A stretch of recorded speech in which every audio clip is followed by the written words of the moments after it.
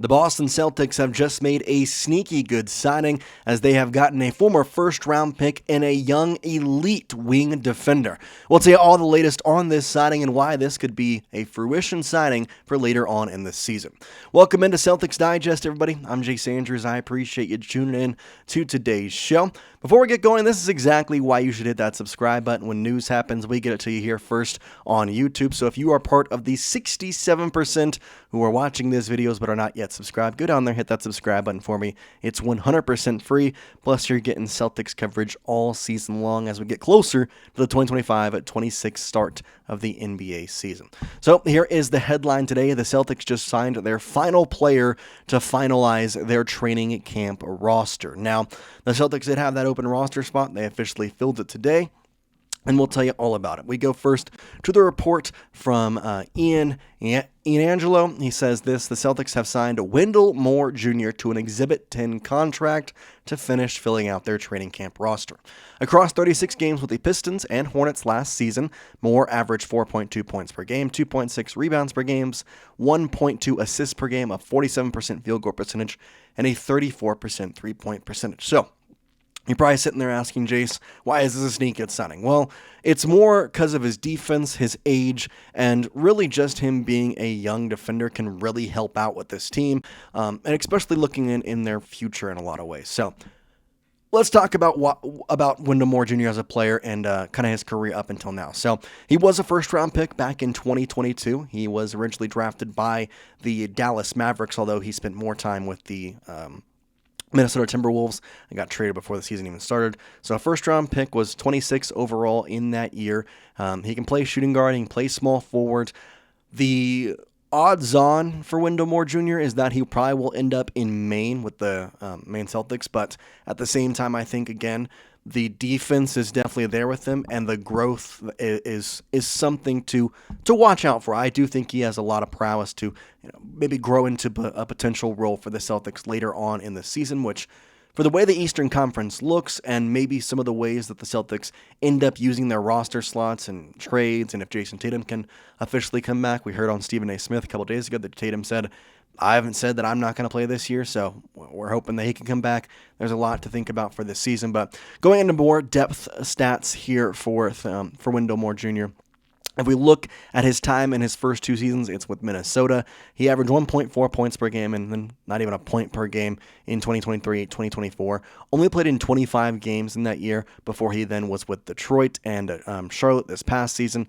5.4 points per game in his most recent stint with the Charlotte Hornets, which got to that 4.2 average. But he's just 24 years old, and I think that's the biggest thing that I look at and say this was a good move for the Celtics, because overall there is a lot to think about with the structure of your roster. At that, he also just turned 24, so not like he's been 24 for a while now. But the structure of the roster is very important, and I think especially in this year, in a type of year that the Celtics are going to have to lean on their depth probably a little more than maybe they would want to, you have to have some of these guys down in Maine, or maybe even potentially cracking the roster, that can be that type of wing defender. Now, with that being said, he's got a kind of tough stretch to actually get into this Celtics roster and actually get the main roster, not just going to Maine.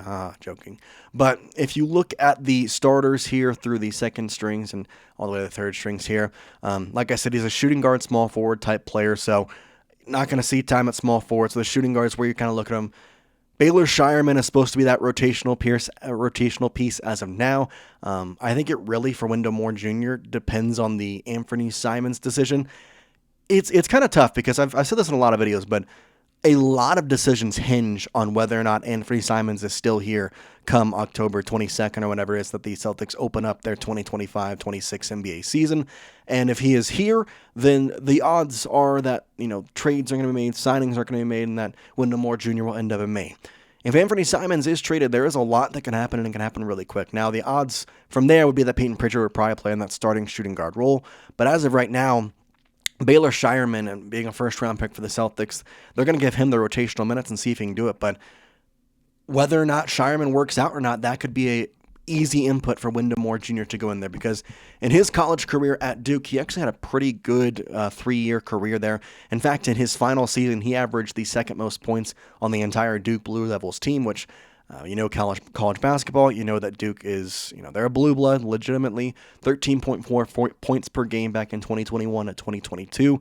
7.4 his freshman year, 9.7 his sophomore year at Duke. Lots of good things. His rebounding is actually a pretty decent part of his game as well, 4.9 throughout college.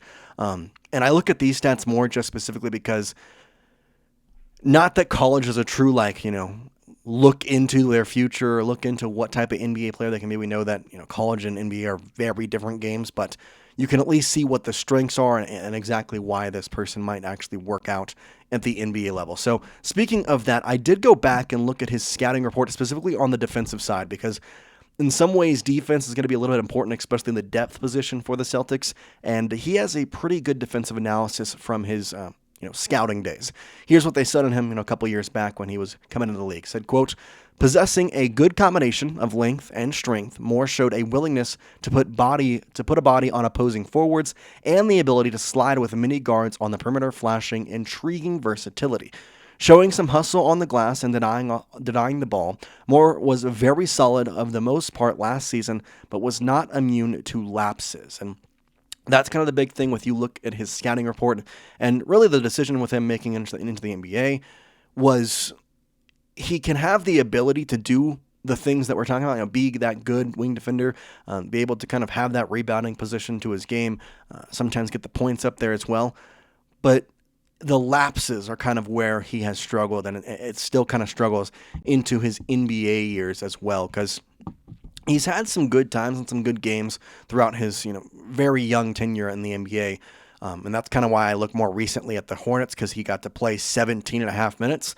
And so that's where I'm thinking, okay, that's where a majority we're looking at. He ended up having a pretty good, I would say, stat line with it. 3.2 rebounds per game, 5.4 points per game in that tenure when he was actually playing decent minutes. Now, the thing is, I don't think he's going to get decent minutes with the Celtics, even if he does. So that's where the Exhibit 10 contract really comes in. So you're probably asking, what does that mean? What's an Exhibit 10? All that stuff. Well, basically it means it's not guaranteed. So Jack Simon of Fansided said, quote, "His deal is almost certainly an Exhibit 10 or 9 contract, which would pave the way for him to join the main Celtics in the G League next season," end quote. So basically, it's an exhibition contract. We're going to give you a couple days. We're going to give you a week or two, specifically here for training camp. Show us what you got. And if we like you, we can potentially put you on the roster. If we like you but not that much like you, we can put you on the main Celtics. Now, there is an option with it being an Exhibit 10 contract that maybe another NBA team scoops him up. Maybe a team overseas decides they want him and will pay him more, and maybe he decides to do that. So there's options around him playing with the Celtics, but odds are, if I had to say right now, he is going to be probably one of the more critical pieces down in Maine, or up in Maine, I should say.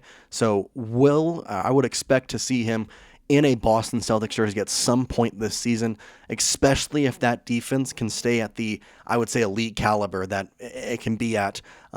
He's done really well in the G League whenever he's had that time. So not to go too much into the G League stats, but they were relatively impressive. And the Celtics are always an interesting team with G League. You talk about J.D. Davidson and his G League stats. They don't translate all the time to the NBA, but defense is one thing that I think can transfer pretty easily throughout the entirety of G League, NBA, all that stuff, because just a personal opinion, but defense in the NBA has kind of gone down over the past 10 years. And so if you can be an elite defender, that can really help out a team, especially in the Celtics role, where they went from having top tier, top players, and depth was a big thing, to now the top tier players are there, but depth is going to be more of a key point in this team.